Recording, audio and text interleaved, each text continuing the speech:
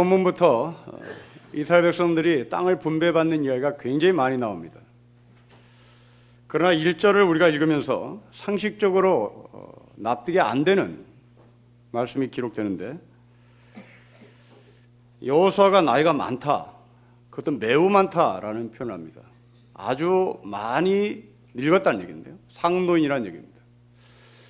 근데 이 상노인에게 아직도 얻을 땅이 있다, 이게 논리가 맞지 않죠.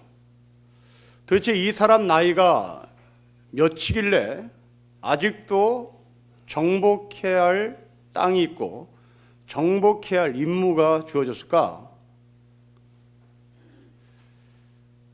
성경을 앞뒤 전으로 살펴보면 여호수아가 적어도 90살이 넘었을 것 같습니다. 여호수아 14장 7절에 보면 갈렙이라는 사람이 나오는데, 이 갈렙이 고백하기를 내가 40살에 가데스 바네아에 갔었다, 가나안 정탐을 하러 갔었다는 얘기죠. 그때 여호수아도 같이 갔습니다. 그렇다면 여호수아도 적어도 나이가 40이 넘었다는 얘기입니다.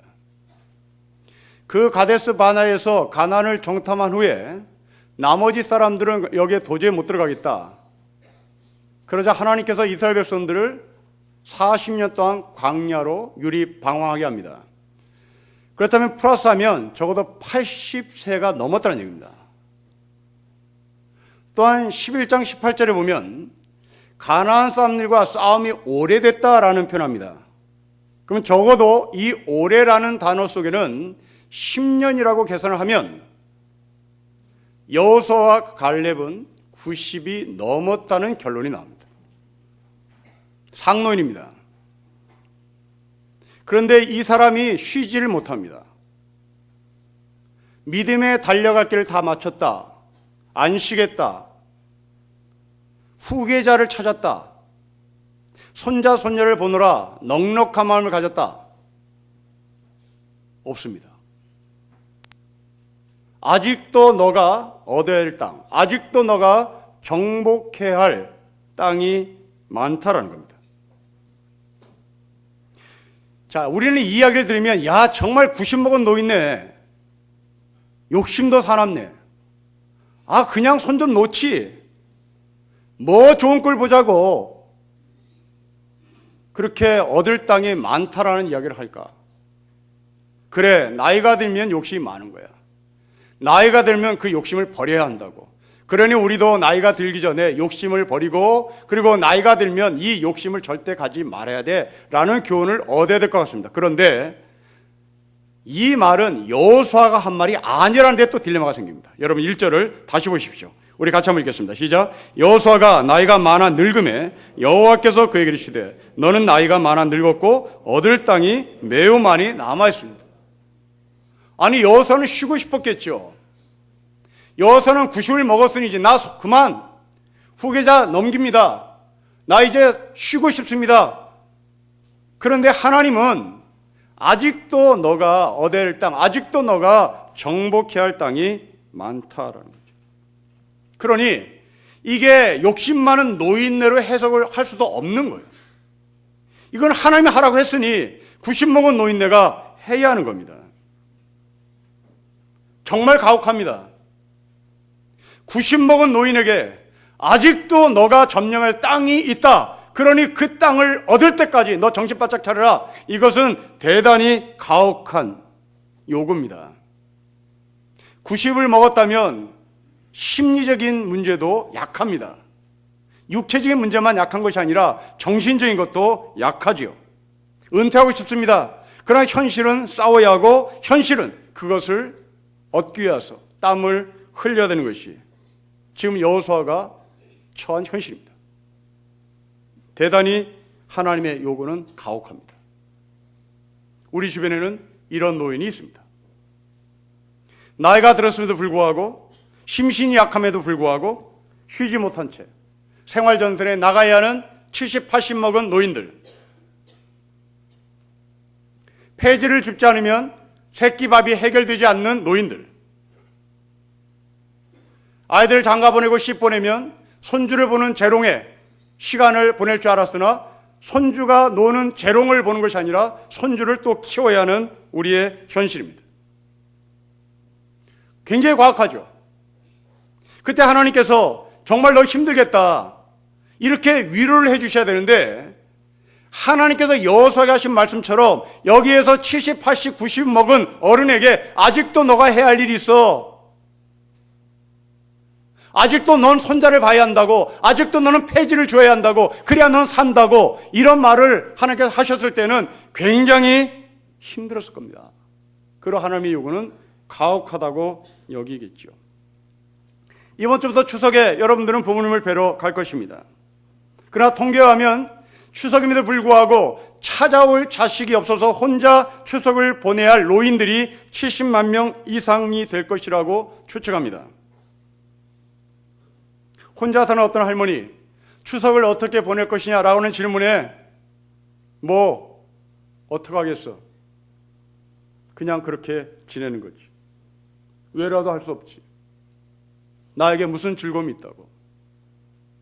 그러나 이분은 자녀가 있습니다. 남매가 있습니다. 심장이 약해서 병원을 가야 하는데 병원을 데려다주는 자녀들이 집에 찾아오질 않습니다. 왕래가 끊겼습니다. 그 남매들이 어디에서 사는지 어머니는 모릅니다. 이분은 폐지를 줍고 살아야 하겠죠. 82세 된 김모 할머니에게 물었습니다. 역시 이분도 찾아오는 자녀가 없습니다. 슬하에 사남매를 뒀습니다. 철석같이 믿었던 아들이 야금야금 부모님의 재산을 빼앗아 사업에 투자에 망했습니다. 분을 이기지 못한 남편은, 그토록 하늘같이 믿었던 남편은 자식을 잘못 키웠다는 죄책감에 스스로 자살을 하고 말았습니다. 근데 문제는 이 82세 된 노인이 호적상에는 버젓이 4명의 자녀가 있다는 이유 때문에 최하위 계층의 복지 혜택을 받을 수가 없다는 점입니다. 우리나라의 법입니다. 폐지를 줍고 살아야 하는 최극빈층의 현실임에도 불구하고 호적의 아들이 있다는 이유로 나라는 혜택을 주지 못합니다. 우리 가운데 계실 겁니다. 지금 예배드리는 여러분 가운데 있을 겁니다. 버젓이 호적에 내 아들이 있습니다. 그러나 나는 폐지를 좋아하는 현실입니다. 동사무소에 나가서 돈 좀 주세요. 최하위 계층의 복지 혜택을 받게 해주세요. 공무원이 말합니다. 아들 계시네요. 그럼 이야기는 끝납니다. 이런 사람들에게 하나님께서 위로를 해 주셔야 되는 거 아니에요? 그런데 아직도 너는 멀었어. 아직도 너는 일을 해야 해. 이건 가혹합니다. 저는 지난주에 청문회에 나온 농림사무 장관의 이야기를 여러분에게 설교 중에 인용했습니다. 이 사람의 어머니는 아들이 고위 공직자임에도 불구하고 차상위 계층으로 분류돼서 약 10년 동안 의료보험 혜택을 나라에서 2,500만 원 정도 받았다라고 폭로했습니다. 우리는 이런 소식을 들으며 정말 그렇게 돈이 좋더냐 하고 아들을 향해서 막 비아냥거렸습니다. 그렇게 월급을 많이 받는데 10년 동안 2,500만 원이 뭐라고 그것을 나라에게 떠넘겼느냐, 이 나쁜 놈아, 이렇게 말을 했는데, 여러분 이 케이스를 다른 각도에서 해석해보면 이렇습니다. 정말 이 사람이 돈이 좋아서 10년 동안 나라에서 2,500만 원의 의료 혜택을 어머니에게 줬을까? 아닐 것 같다. 아마도 이 사람은 어머니를 아예 돌보지 않은 아들이 아니었을까? 그 추측은 청문회에 나와서 이 사람의 한 말입니다. 나는 어렸을 때부터 어머니와 헤어져 살아서, 이런 말입니다. 어머니와 헤어져 날이 워낙 많기에 아마도 이 사람은 자기 어머니에 대한 관심이 없었을 겁니다. 한국사에서 이런 어머니는 정말 상상을 초월할 정도로 고생을 합니다. 폐지를 줍고 살아야 합니다. 어떻게 살아야 합니다. 살아야 하겠기에 이 어머니는 아들에게 누가 되지 않게 하려고 어떻게 서류를 만들었겠죠. 차상위 계층의 서류를 만들었겠죠. 그리고 동사무에 넣겠죠. 돈을 받아 냈겠죠.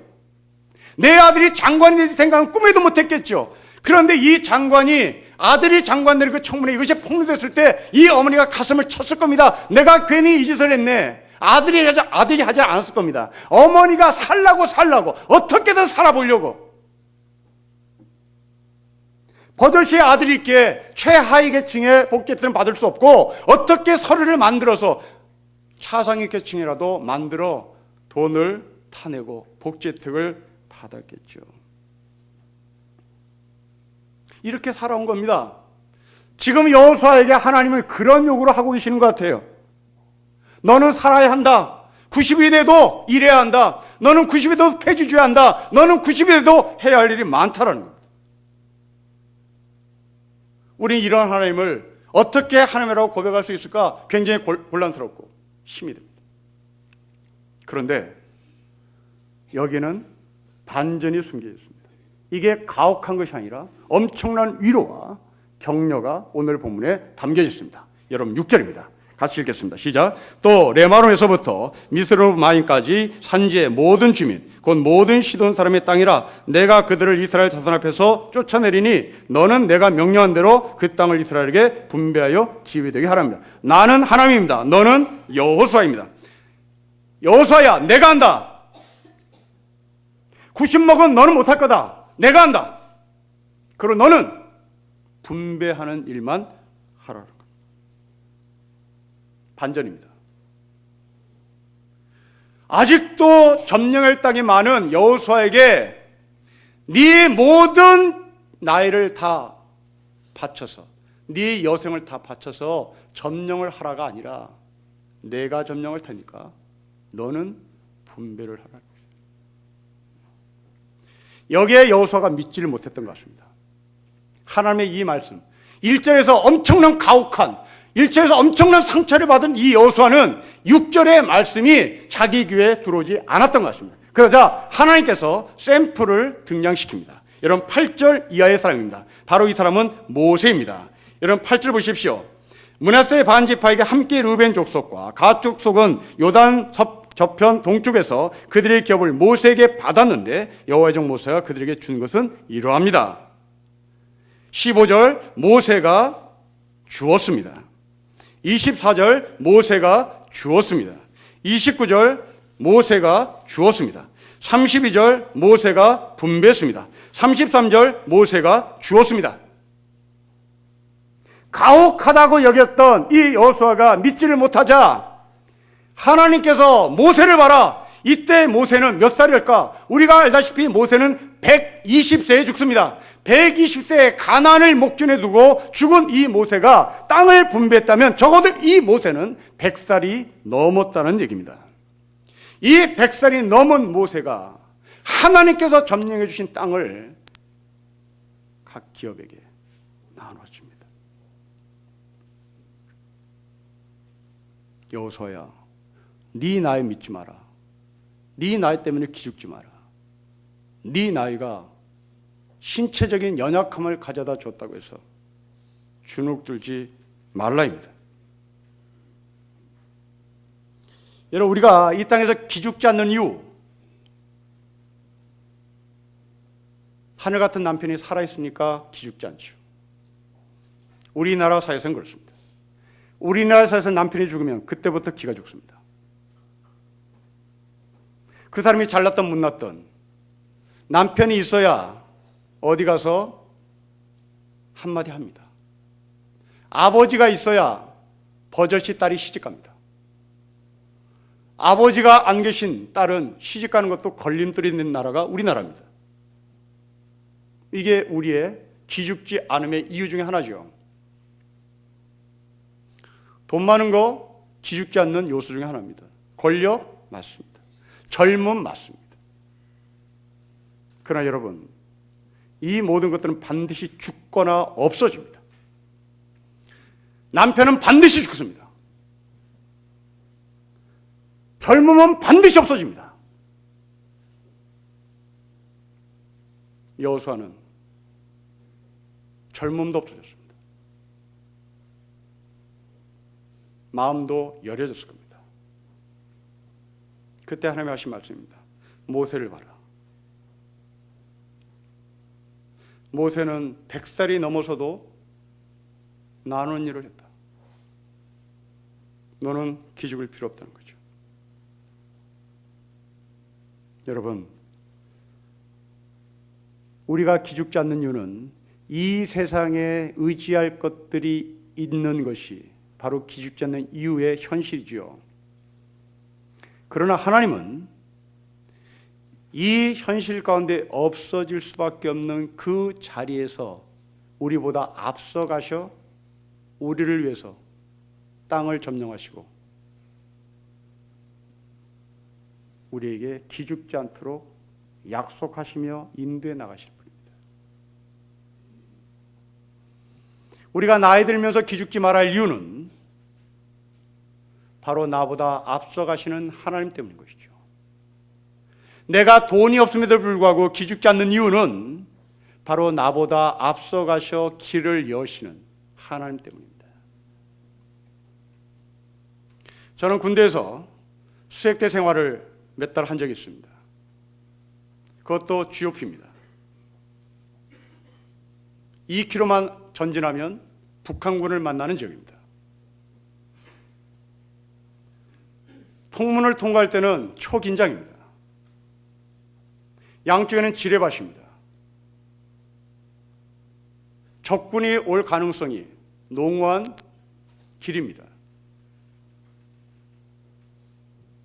그러나 그 13명의 소대원들이 안심하고 갈 수 있는 이유는 우리 본대보다 근 20m 앞에 우리를 책임지기 위하여 2명의 척후병이 앞서 나가기 때문입니다.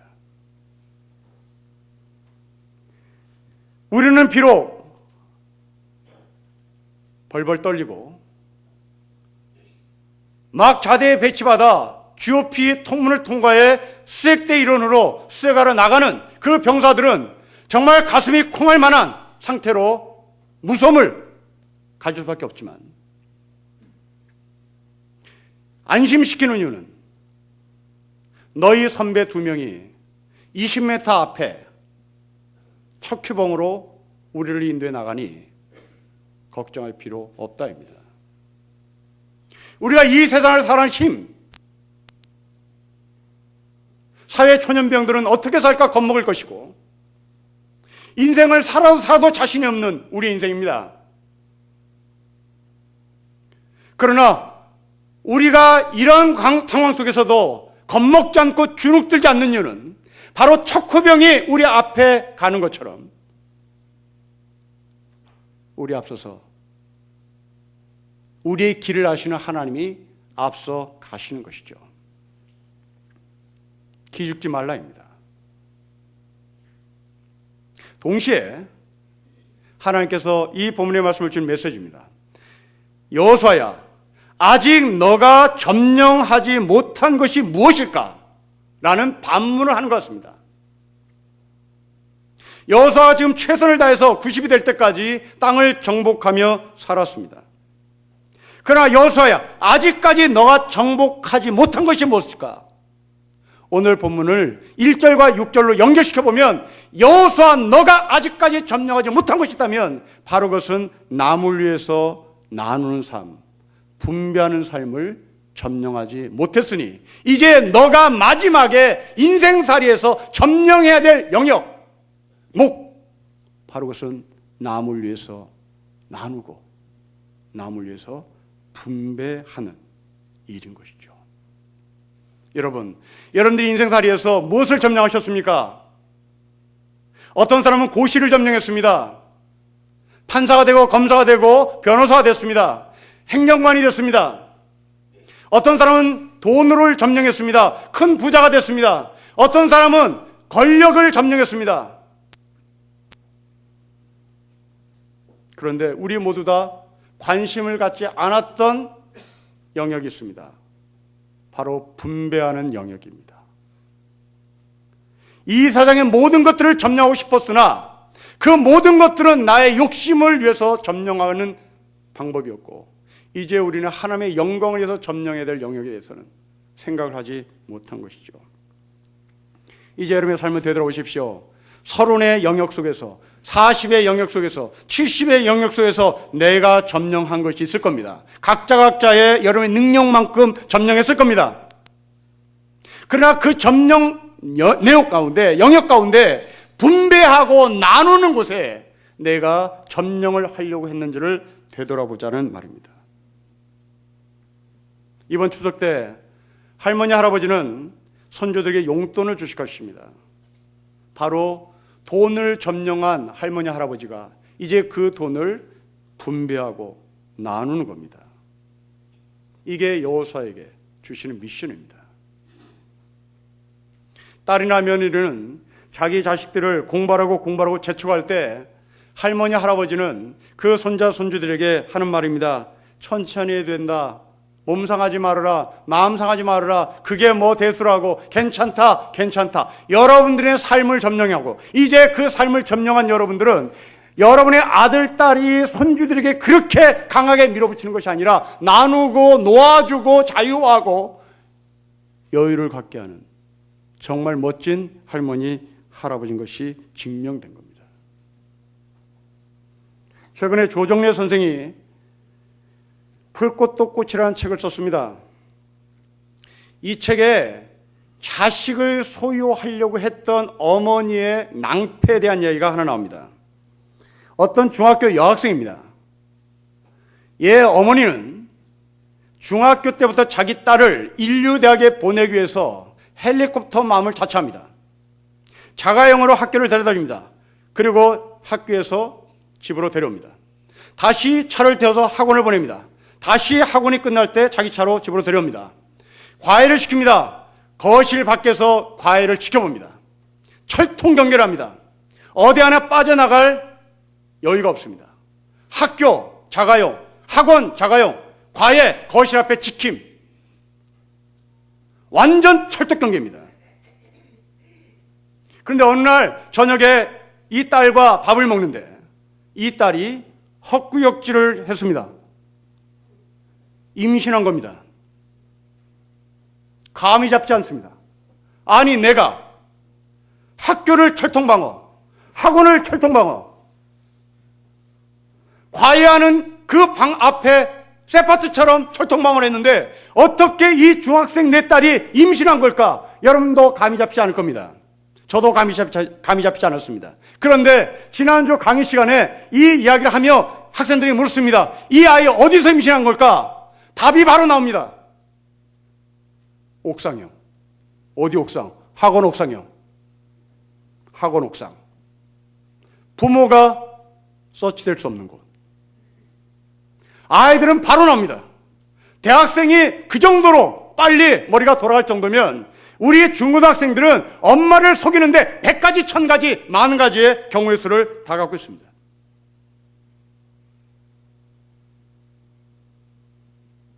놔주십시오.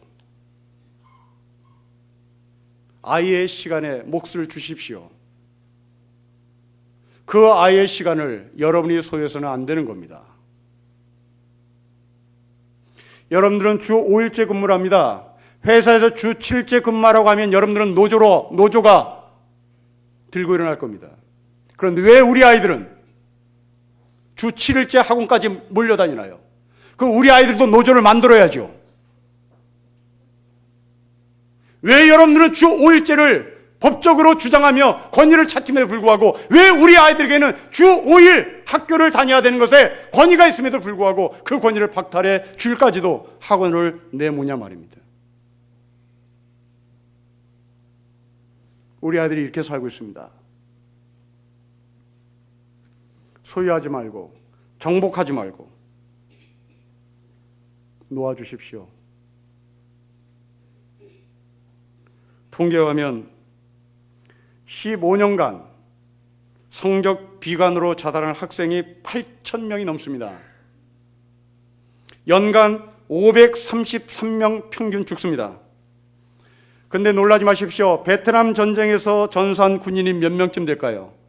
베트남 전쟁에서 우리나라 사람들, 우리나라 군인이 전사한 숫자는 5,099명으로 추산됩니다.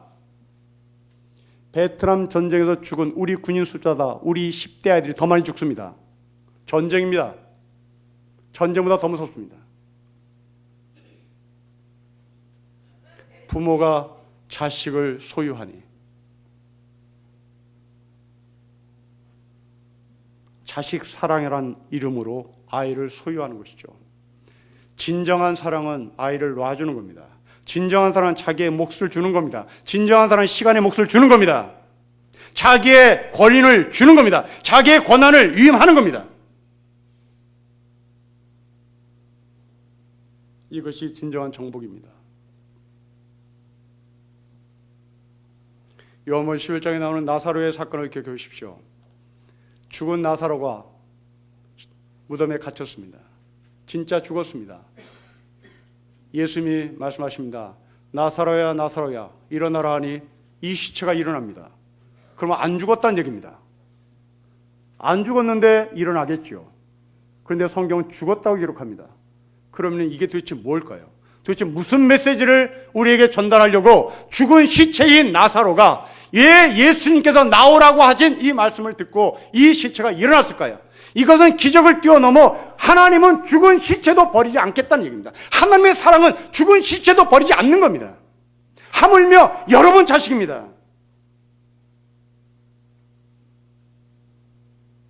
여러분이 죽이면, 여러분이 여러분 자식을 죽이면 예수님은 여러분 자식을 살릴 겁니다.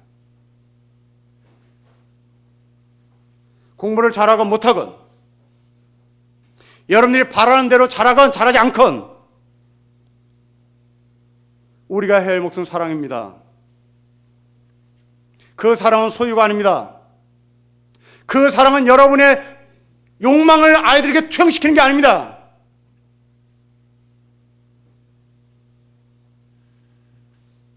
그 아이의 몫을 인정하는 겁니다. 여러분이 주 5일째 근무한다면 그것이 여러분의 권한이고 여러분들의 권리라면 우리 아이들도 금요일까지 공부하고 쉬게 하십시오. 우리 아이들에게 노동은 공부입니다. 여러분들에게 노동은 금요일까지 회사에서 일하는 것이라면 우리 아이들의 노동은 학교에서 금요일까지 공부하는 겁니다. 우리 아이들이 가장 싫어하는 것이 두 가지가 있습니다. 하나는 혼자 밥 먹는 겁니다. 혼자 밥 먹는 것을 뛰어넘어서 눈물이고 외로움이고 고통이라고 우리 10대 아이들이 말합니다.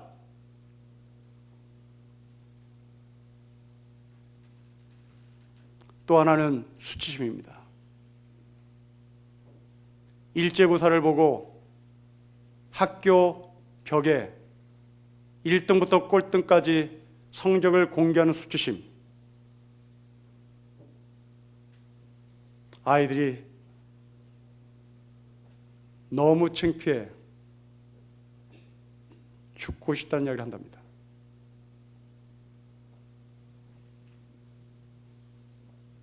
여러분 예수님 보십시오. 하나님 나라를 예수님은 여호와의 나라라고 말하지 않습니다. 우리 아버지의 나라라고 얘기합니다. 그 아버지는 넉넉합니다. 그 아버지는 자식을 소유하지 않습니다. 나눕니다. 나눕니다. 우리의 처지와 우리의 신분에 상관없이 나누는 분이 아버지 되신 하나님이십니다. 사도행전 2장에 나오는 방언 사건을 기억해 보십시오. 그 방언은 외국말입니다. 메소포타미아 사람, 갑바도게 사람, 메대 사람, 로마 사람 각자의 자기의 언어로 복음을 듣기 시작합니다. 무슨 말을 하고 싶은 것일까요? 복음은 너희들이 개 돼지라고 불렀던 이방인에게까지 차별이 없다는 것을 말씀하고 싶은 것입니다. 하나님 아버지는 그 개 돼지라고 불렸던 이방인에게 복음을 분배합니다. 그 복음을 나눕니다. 그렇다면 부름받은 우리가 살아야 할 길은 명확합니다. 자신의 나이를 믿지 않는 겁니다. 자신의 나이에 좌지우지되지 않습니다. 모세도 믿지 않습니다. 자신을 사용하시고 모세를 사용하시는 하나님을 믿습니다.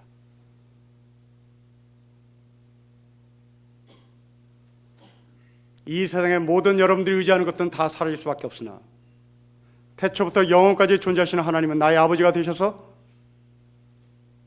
나의 신분에 상관없이 우리의 길에 앞서가시기에 우리는 그분을 신뢰하고 그들을 따르는 겁니다. 시편 23편 1절을 기억해 보십시오. 하나님은 나의 목자라고 기록하겠습니다. 여러분, 이것은 목자에게 자존심을 짓밟는 표현입니다. 목자는 양을 한 마리 키우는 사람이 아닙니다. 목자라는 사람은 100단위, 1000단위, 만 단위를 키워야 목자입니다. 그렇다면 우리의 상식으로 하나님은 우리의 목자라고 표현해야 합니다. 하나님은 우리 양들의 목자라고 표현해야 합니다. 그런데 시편 23편은 나의 목자로 표현합니다. 이게 뭘 말할까요? 내가 하나님께 헌신한 것이 아니라 하나님이 나에게 헌신했다는 말입니다. 그러니 우리는 하나님을 신뢰하는 것이죠. 내가 믿음이 좋아서 주님을 따르는 것이 아니라 주님이 앞서가시기에 우리는 그 뒤를 따르는 겁니다.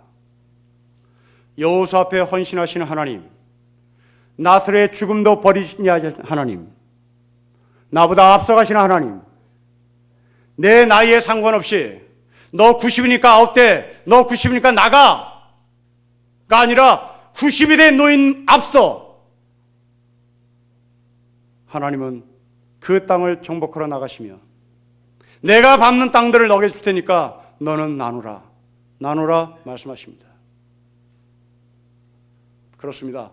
우리가 하나님께 헌신하는 것이 아니라 하나님이 먼저 우리 앞에 헌신하십니다.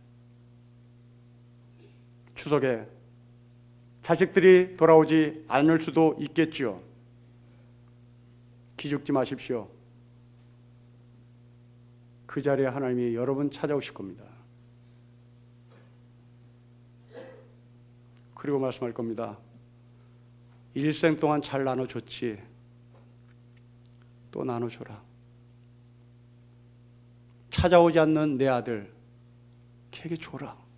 찾아오지 않는 내 딸 욕하지 말고 축복해라. 나눠라. 이것이 하나님의 뒤를 따르는 하늘의 백성입니다. 왜냐하면 하나님이 먼저 우리 앞에 헌신했기 때문입니다.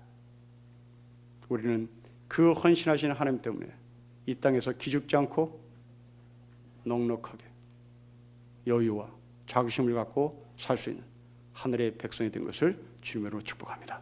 기도하겠습니다. 하나님 아버지, 아직도 우리가 점령하지 못한 것이 있습니다. 바로 그것은 욕심을 점령하지 못한 것이고, 나눔을 점령하지 못한 것이고, 분배를 점령하지 못한 것이었다면 우리에게 모든 것을 허락하셔서 분배라고 하신 하나님의 말씀 앞에 반응하며 순종하며 거룩의 삶을 살아낼 수 있도록 축복하여 주십시오.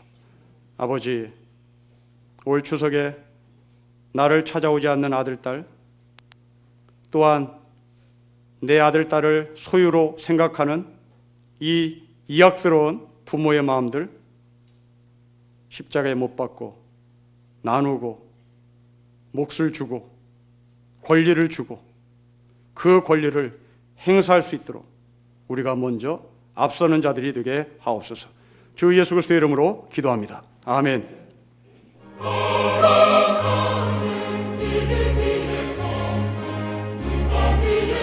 이제